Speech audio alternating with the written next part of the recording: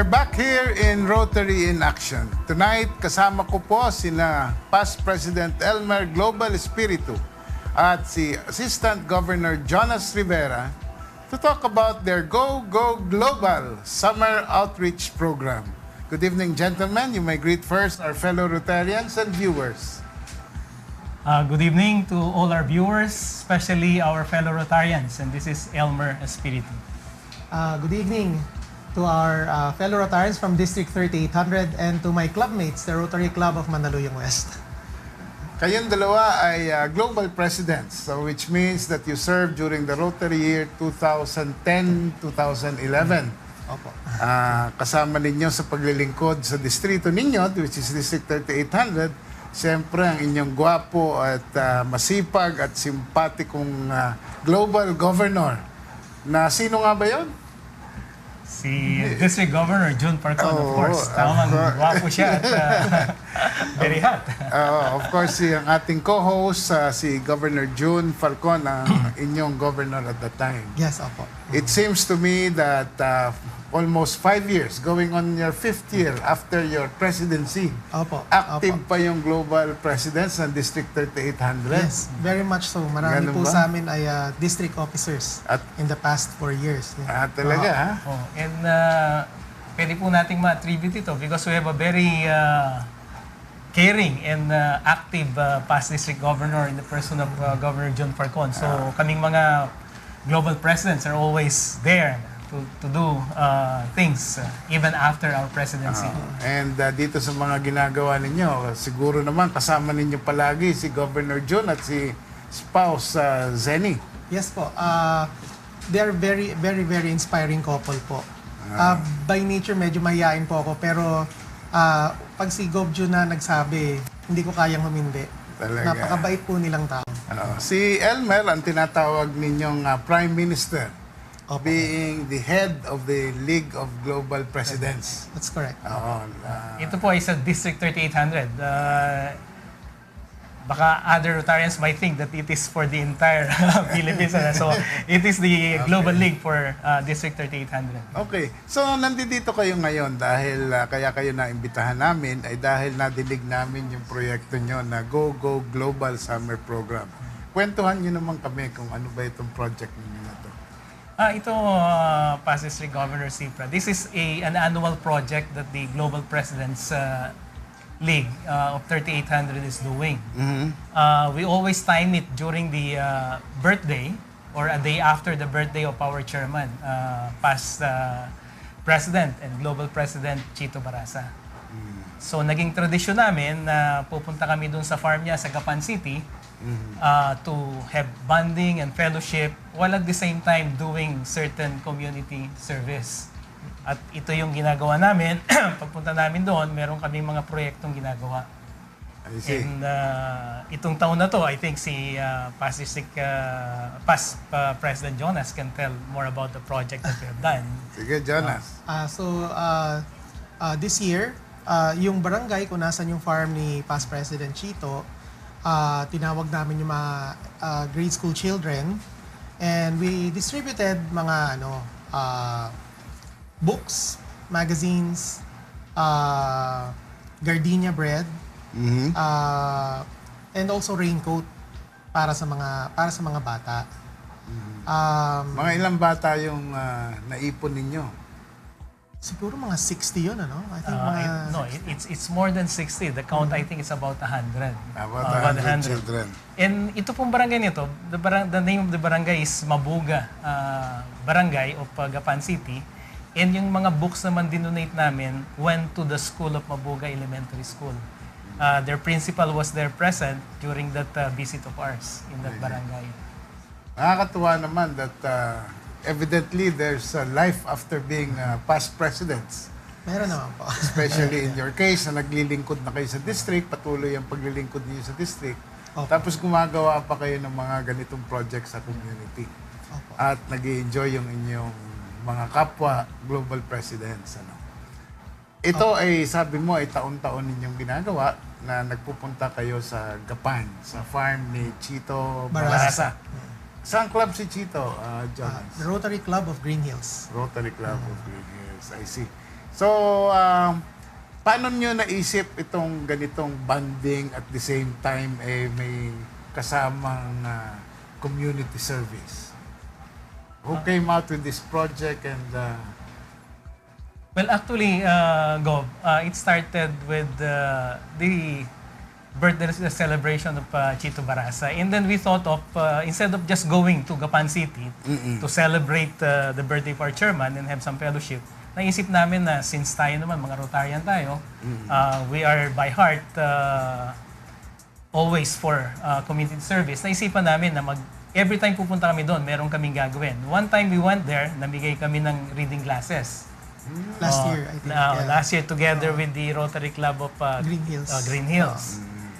This time, ang naisip naman namin, magdala naman kami ng mga books para sa eskwelahan, sa mga bata, makatulong sa kanila sa pag-aaral. And at the same time, nagdala kami ng pagkain para rin sa kanila and raincoat. Kasi iniisip namin, since yung barangay is medyo remote ng konti, pagdating ng tag-ulan, medyo mahirap yung mga batang maglakad papunta sa kanilang paaralan. So, isa sa mga presidente namin na nagdala ng mga raincoats. I see. I'm curious, Elmer, Jonas, how often do the global presidents meet? During the Rotary Year, meron ba kayong regular na fellowship?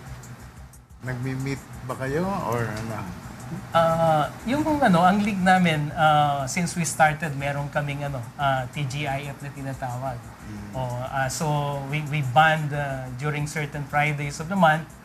But recently, medyo naglino kami dun sa Friday na yon. Then we focus ourselves on doing some community service. So aside from doing community service in Gapan, meron pa kaming proyekto and katulong namin dito si Mami Sen, ang butihing may bahay ng aming governor. Meron siya kasing isang eskwelahan na tinutulungan dito sa Marikina. So kasama niya kami sa pagtulong doon sa eskwelahan. Ang project nga namin this year, kasi nakita namin yung school na yon is medyo mainit siya during noon time. So lalagyan namin siya ng insulation and then lalagyan namin siya ng ventilating fan. Para naman yung mga bata, this is mga parang daycare center. This is not a regular school yet. Yung mga bata naman ay hindi naman sila mainitan at maginhawahan naman sila habang sila ay nag-aaral during the day. So, marami kaming We nagawa. do meet fairly regularly. Siguro at least once every 2 months. Kasi nandyan yung birthday ni Lady Zenny Yes. Farcon when we also have other projects. I think last year we went to yung sa artist, si Velasco. Yes, yeah. And then we visited yung parang adopted community niya. Yung nasa painting niya nung Last Supper na puro street children. And we also distributed mga gifts to them. So and then yun nga this year I think itong sa hospital. So we do meet naman fairly regularly. And we have the annual election then of the Prime Minister. So yung Prime Minister ay pinagbobotohan ng mga Yes. past presidents. I Yeah, see. tama yung Gob. Wala namang rivalry among the presidents. Wala Dahil naman. nagkakaroon ng eleksyon. Alam mo yung eleksyon kung minsan nagiging simula ng pagtatampo. Wala namang Wala. ganun. Very close yung batch namin. Yun ang maganda sa amin sa Global eh. We are talagang very closely united. So sa amin wala yung mga faction because ang nasa isip lang namin is yun nga, magkasama-sama kami, bonding fellowship and be able to help the community. And I'm sure whoever is the incumbent governor appreciates what you do. Kasi Opo. nakakatulong kayo on your own, tumutulong kayo sa kapwa, no? Yeah, opo. The district also, we're very focused then on helping the district all the time. I Oo. see. Oo. So, sa inyo bang batch, may naging governor na? Wala pa po. Siguro. Si Elmer. Siguro, malapit-lapit na rin yan. At ngayon, bukod, ito bang ginawa ninyo sa Gapan ay overnight or how long did you stay there?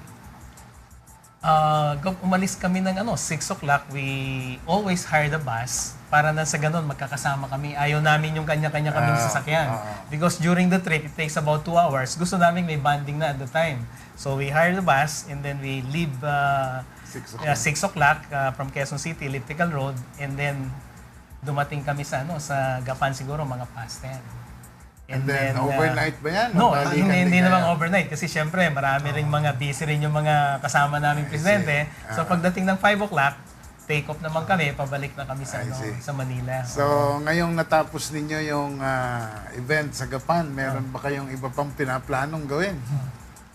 Yung nabanggit ko nga, Gob, yung project namin na doon sa isang eskwelahan na daycare center na tinutulungan ng aming Mami Sen, Mami Senny is yun nga, gagawa namin sila ng insulation doon sa roof nila and then ventilating fan para mas maginhawa silang nag-aaral. And ang kasunod pa doon is malapit na kaming mag-election uli. And then planning na naman kami for next year kung ano mga projects namin. I see. Tell us naman some, while we still have some time, tell us naman about the photography club. Fellowship, yeah, yung photography Ito fellowship. is for a the rin District project ni 30. Governor Yes. June because I had you before and Yeah, who opo. was the other gentleman that we Attorney had? Ricky Villarreal. Ricky Villarreal. Oo. So, kumusta na yung photography fellowship ninyo? Yeah, we're okay. We're actually working with the Philippine Rotary Magazine.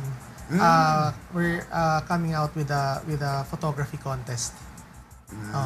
And then we're planning to have a workshop already for Rotarians in District 3800. The induction of the fellowship will coincide with the induction of the Global League. I see, I see. So, kailan yon? Mga July? I think July. Oo. Minsan not necessarily July kasi we time it in such a way that everybody would be present kasi syempre since mga busy na kami lahat, so we try as much as possible to gather as many as we can. And we're very successful na gathering many of our global presidents But I'm during glad those to know. important. I'm glad to know that the photography club has some projects in mind and in fact very active, no? Opo. So, well, thank you for visiting. Maraming salamat, Past President Elmer and Assistant Governor Jonas for gracing our show tonight. At sana'y makasama namin kayong muli Well, sa susunod, ha?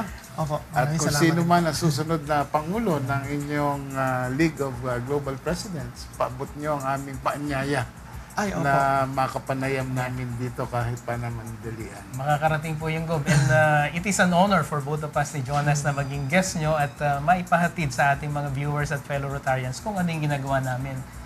And to show them that there is really life after being a president of a Rotary Club. Okay, very well said, Elmer. On that note, mga kasambahay, yan po ang ating Governor's Corner ngayong gabi. Huwag po kayong aalis, magbabalik po ang Rotary in Action.